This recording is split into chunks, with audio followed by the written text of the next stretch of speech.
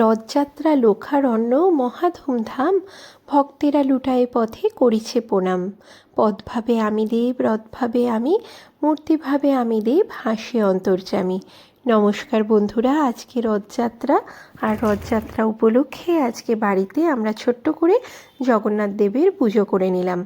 আমরা নিজেরাই কিন্তু ফল মিষ্টি দিয়ে আজকে জগন্নাথ দেবের পুজো করলাম।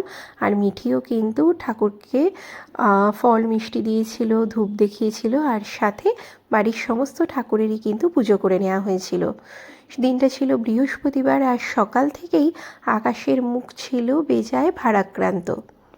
মাঝে মধ্যেই কিন্তু বৃষ্টি ঝরে পড়ছিল, তো সেই জন্য রথ নিয়ে আমরা খুব বেশি দূরে কোথাও যেতে পারিনি। এবার আমরা জামা পরে সাজবো। বল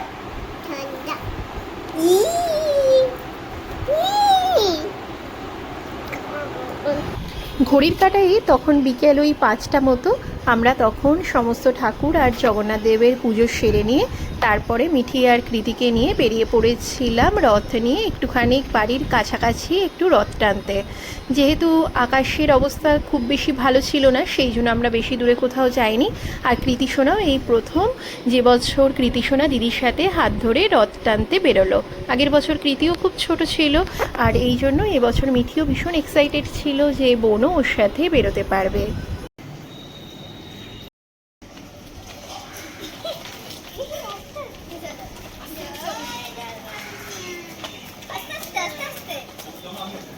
এইভাবে আজকের দিনটা আমাদের খুব সুন্দরভাবে কেটে গেল। আর কয়েক মাস আগে তো আমরা পুরীর জগন্নাথও দর্শন করে এসেছিলাম। এবার চলো তোমাদের সাথে শেয়ার করি আজকে আমাদের রথযাত্রায় মেনু কী ছিল।